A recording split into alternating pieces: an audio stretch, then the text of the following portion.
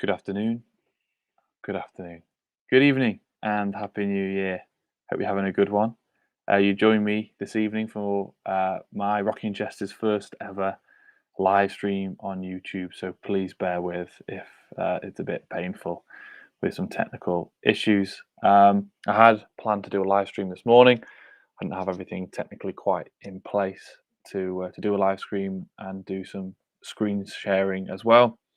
It would have been a good one because uh, late last night I triggered my wildcard in advance of game week 21, as the title shows in this slide.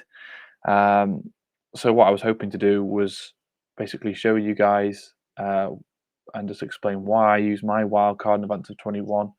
Was it the right decision? Which is probably still to be decided. And yeah, possibly a little bit of a Q&A if we can have a bit of a discussion later. So, my wildcard, here we go. So, why did I use my wildcard? It's a very good question.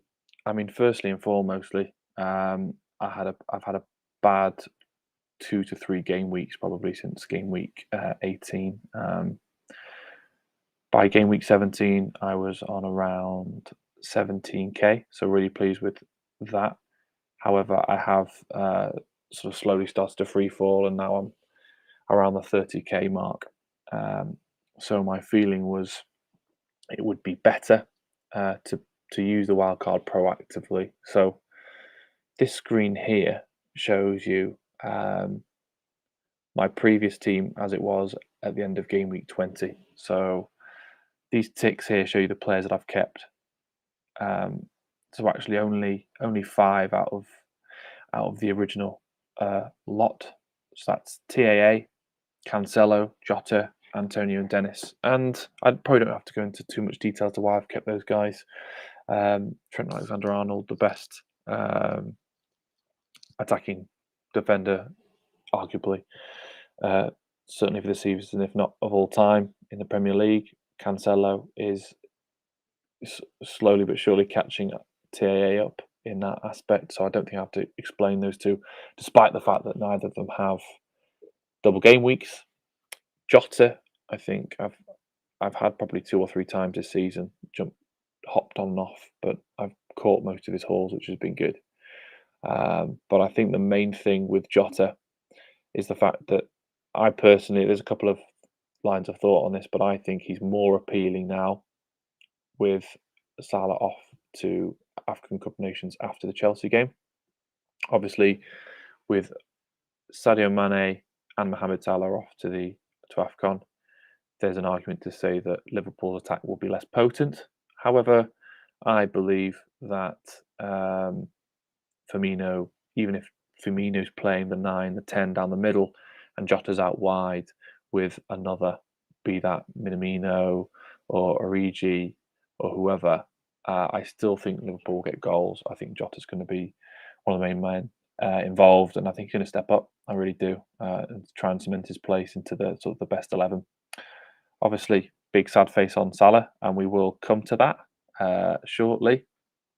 But focusing on the ones to get rid of, David De Gea. I mean, I'm a Man United fan myself, and I mentioned it on FPL Twitter sort of community a few game weeks ago when someone was flirting with the idea of getting maybe a single, if not double, Man United defence in advance of these nice run of fixtures that we've got at the moment.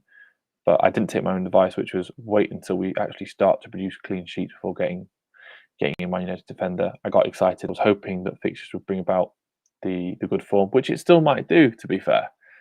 But I just feel that even though De Gea is probably the cheapest he's been for the last, probably since he came into the first side at United, I've decided to get rid. Moving on, Marcus Alonso. Yes, he's probably slightly more appealing now that James is out injured. However, he has been hauled off around the 60-minute, 70-minute mark for the last few game weeks. Chelsea's fixtures get a bit tricky after game week 20, so in advance of this game week 21. And they've obviously got a couple of gaps as well. So for me, that was a sell. Bernardo Silva. I was lucky enough to jump on Bernardo Silva back on, I think it was game week 8. I'll check that in a minute. Bit of a punt, really. It was around the time that we were starting to get Foden, and I fancied just something a little bit different. He was a bit cheaper, and at that point, he seemed the most assured of minutes. I was right on that front. I'll be honest, I totally rode my luck with the early relative hauls, and probably throughout the time I've had him, he's probably just about outscored Foden. And I'll be honest, I was going to get Foden in my game week 21 wildcard until I saw the latest news about Foden, which we'll talk about shortly. Jesus, similarly to Bernardo Silva, got rid really of underlying stats, have been poor for a while. Jesus' performances actually haven't been great. I watched the best part of the game against Brentford. He was out wide. He gave the ball up a lot, and whenever he was good, it was normally sort of assisting the assister at best. Bernardo Silva, at least, he's got that silky touch. He works hard for the team. He plays deeper and doesn't mind. Jesus, just you really got the impression that despite the fact that he didn't lose his place actually for game week 21, I think given the price, given the three valuable places up front, again that's a sell for me. Going across to my sort of fifth midfielder spot, really, Bissouma. He dropped in price to 444, I believe, by the time I sold him. He had a few issues with some uh, stuff outside of football. He's also off to AFCON. And to be honest, there are other 4-5s who are playing more regularly. So my concern would be he'd fall in price as well. So another reason to get rid. And why did I keep Antonio? To be honest, I was planning on keeping Antonio because West Ham had relatively good fixtures anyway. And what cemented that was obviously the double game week 21. And Dennis, again, similarly, Dennis has been off to AFCON and then not, and then back, and lots of different reports as to whether it was his personal decision or whether it was Watford's decision. But either way, I thought it's a wait and see. Partly because I think there's a lot of value in there. If he plays one more game before they go, fine, it's worth keeping. I bought him, I wouldn't say early, but I've had him now for about 5 game weeks or so. So there's probably at least 0.5 million locked up in price rises. I can use free transfers to get rid. I really didn't want to make that gamble because, and also the ownership. His ownership's pretty high, so I didn't want him to hurt me when the fixtures become favourable. In terms of a bench, Livramento, I think Southampton's form seems to be dripping off. Although he's nailed relatively, and if you got him when he was sort of 4-1, 4-2, there's great value there, even though he's still falling in price. I just think with the doubles coming up, with the likes of Johnson for West Ham, Diop for West Ham, that there are some Everton attackers as well in sort of the early to mid for millions. I think there's better value out there. So again, I wanted to move off. Ben White was a hard one. I'm a big fan of Ben White, and I think he's returned pretty well. I think he's well on for 100 plus points this season, and I think for 4-5 you can't ask for much better that than one of the nailed on centre backs. I lent into selling him in the end, partly because of the slight difficulties and some of the blanks coming up for Arsenal. Of course, they may have some doubles coming up, so I hope I don't come to regret that decision. But it was just about enough for a sell for me. And Smith Rowe is a really bizarre one. He's a guy who has obviously been benched, I think, including today, 4 game weeks in a row. And for the first 3 of those, he came off the bench and scored. And I think he scored 3 goals in less than 100 minutes of football. It's been insane. But again, trying to use a bit of head over heart, I figured that was not sustainable. And I think there's better value out there. So I guess the question is, what is my wildcard team now, and how's it doing? Obviously, I'm well aware that we're only halfway through this game week, so I'm not going to jump to conclusions at all. So just before I do, I'm going to show you my game week 20 points just so you've got a little bit of perspective. So that was the team I was talking about that I've wildcarded out of. Yeah, a pretty poor performing week, as you can see. Obviously, the Salah not only blank but penalty miss was painful. Only 3 players actually getting positive, returns in terms of Cancelo getting a clean sheet, Dennis getting the goal there, and Antonio getting an assist. So a poor game week. I still don't think it was knee-jerk. As I mentioned in my last video, I was planning on wildcarding anyway. I've got a track record of wildcarding probably in the first 5 game weeks for the first wildcard, and often in January at some point with the second. I don't think I've ever done it this early, but I do believe in using it proactively if you can. You wildcard so you can wildcard into a position of strength rather than wildcarding when you're doing quite badly. So I'd gone from a season high of about 11k down to about 17k, down to about 31k, and now obviously game week 21. So what did I do and why? So strangely enough, I went for Sanchez in goal. I was toying up between Fabianski, the West Ham goalkeeper, and our mate at Everton, whose name completely escapes me now, Jordan Pickford. I don't know what the reason was. I think it's partly the fact that I did have Sanchez at the start of the season, and I regret getting rid. He's also slightly cheaper. I think it's only about 0.3, 0.4 million cheaper. But I think for their short to medium term fixtures, they're good. And like lots of teams, obviously they've got a few in the bank, even if they are tricky opponents. But also, Brighton have been really good statistically. Shots conceded, shots in the box. They've got a really tight operation, and I didn't want to go too hard into the doubles. So as a result, I've gone back to Sanchez. I've done something which I really hate to do, which is have 2 playing goalkeepers. But the reason behind this is probably twofold. The primary one being the whole COVID situation, as we've seen for the last 2 to 3 game weeks. We've seen absolute last minute postponements, cancellations of games, and I feel that having 2, as long as they're not 2.5, 5.5 million goalkeepers, if they're around the 4 to 5 million, basically, I think you're okay. And I've gone with Bachmann in the end, the Watford goalkeeper. Back playing now, and have benched him, but obviously got a few saves points this evening, or this afternoon against Tottenham. Have benched him, and I will probably do a little bit of goalkeeper hokey cokey. But the primary reason wasn't to play the hokey cokey, was more to do with the fact that if a game is called off last minute, there's a good chance I've got to play in goalkeeper. And I'm thinking it's one of those games where one of these seasons where it's going to be marginal gains, where if you can get the extra 2, 3, 4, 5 points here and there, it's going to make a massive difference at the end. Now, I'll quickly whiz through the rest of my team here. I was pretty certain that I wanted to get 3 West Ham players in for this double, with 2 pretty favourable fixtures against Crystal Palace, which obviously has already been played early tonight, and Norwich. I already had Antonio, and I was going to stick with Antonio. Bowen, as I mentioned in my video the other day, I wish I jumped on earlier. His underlying stats have been superb, and even in the eye test, he's been, by far and away West Ham's best player. And actually, it was 50-50 really between captaining Bowen and Antonio, which I'll touch on in a bit. But yeah, went for Bowen in the end. I think if you're in kind of FPL communities, be that on YouTube, Twitter, or Instagram, those are almost the 2 shoe-ins. And then the third spot for most people is going to be a defender. Few people asking why you might not get another West Ham midfielder.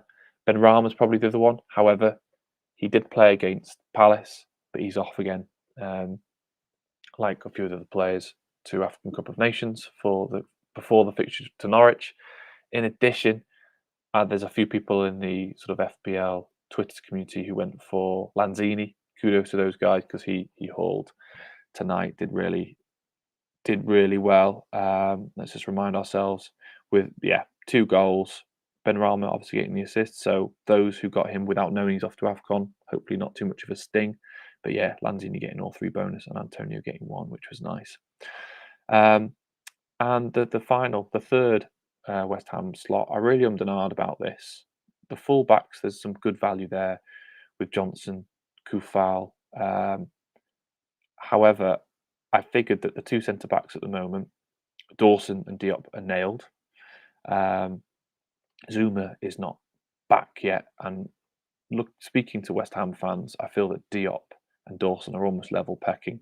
So given that I basically wanted this, I'm going to play ideally 3-5-2 or 3-4-3.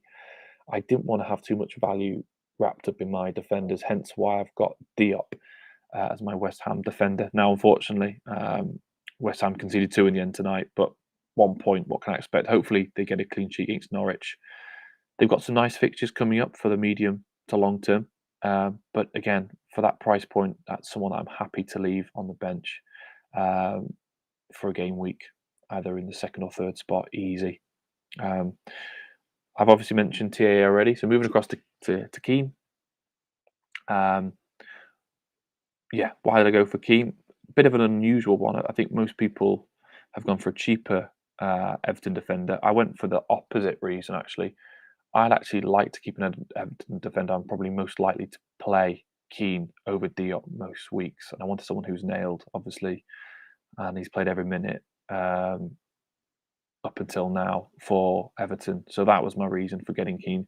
He's got a bit of aerial threat as well. If you look at the underlying stats, and he's got a history of popping up and scoring 1 or 2. It's a bit of a bizarre one because actually, if you look, Everton have only had 3 clean sheets out of 17 games, which is pretty poor. But my reason was a bit optimistic, and I'm hoping that the fixtures bring about some form, some nice home games there, and some away games against Norwich and Newcastle, Southampton away. So I'm hoping for some good things there. And again, it's a price point where I can move away if need be. So moving to the midfield, Jared Bowen, I've already mentioned, West Ham's best player at the moment. West Ham have the double, as I've mentioned. And then even after that, they've got the Leeds game. Man United away, as I mentioned, Man United's defensive record not great at the moment. And after that, Watford at home, Leicester away, Newcastle at home, Wolves at home. So again, short to medium term, they've got some tidy fixtures, so I don't mind sitting on Bowen for a while. This was a bit of a unusual one. Kevin De Bruyne. I mentioned in my last video actually that Kevin De Bruyne was a wait and see, and actually I probably should have taken my own advice. My main point with Kevin De Bruyne is the fact that, unlike in previous seasons, he's not nailed on pens. And as we saw again this evening, Riyad Mahrez took the penalty and took it well. So it looks like Kevin De Bruyne is off penalties for the moment, which is a big shame as an owner. But I'm hoping that he's the kind of player that, obviously, at that price point, I'm not going to bench him ever. And I'm hoping he can get returns even against the likes of Chelsea. And he's obviously going to be that kind of player that ticks away at the assists with the odd goal. So I'm really hoping that over the next 4 to 5 game weeks, which is really what I'm sort of targeting, really. That's how I'm playing the season, breaking up into small chunks. I'm hoping that he can come good for me and repay. The other good reason about buying Kevin De Bruyne rather than putting that money into a Ronaldo or a Harry Kane is that, I can, with a bit of money in the bank, move back to Salah pretty easily rather than having to make a double change. Moving across the midfield, Demarai Gray, big fan of his. I know he didn't play the last game against Chelsea, but I fancy with Everton's fixtures against Brighton and Leicester at home, I'm hoping they can come good. Jota I've already touched on. I think he's definitely a hold if you've got him at the moment for Liverpool, and possibly a buy as well if you haven't got him already. And Son, he's hurt my rank quite a bit over the season. He's got some good fixtures, or he's had some good fixtures. They're about to turn a little bit mixed, but because he's playing so far forward, and Conte's got Spurs playing so well, I think he's a, I don't want to say season keeper, but he's a quality player, playing well at the moment. I wanted to get him in before everyone has him, and I think he's already pretty popular already. I've already mentioned Antonio. Here's my other kind of punt. Dominic Calvert-Lewin hasn't played a minute of football since game week 3, since his injury, so it's quite a punt. I do feel that Everton will need to rely on DCL in the coming weeks because they've been massively rocked by injuries, and they've got some really favourable fixtures. Hoping that he plays at least 90 minutes across the next 2. Obviously, by next 2, I mean in this double game week 21. But if he doesn't, the good thing is from game weeks 22 to 26, they've got some pretty much the best fixtures you could hope for. for a striker. So I'm really hoping that by mid-Jan he's playing 90 minutes again. Fingers crossed. And as we've seen this season. Look, we can't draw too many conclusions from it, but 3 goals in 3 games. Let's really hope he can pick that up again. So that's my kind of punt. Now, I've done something which I don't normally do, which I have quite a strong bench. Again, like with the 2 playing goalkeepers, it's the COVID reason. I benched Cancelo in the end purely because I figured that TAA had a higher ceiling. He's also more highly owned, so I was being a little bit delayed on that front. I also played Diop and Keane, knowing that they've got the double as well, and still hoping that pays off. So I've got Cancelo there, one of the 5 that I held onto in my wild card.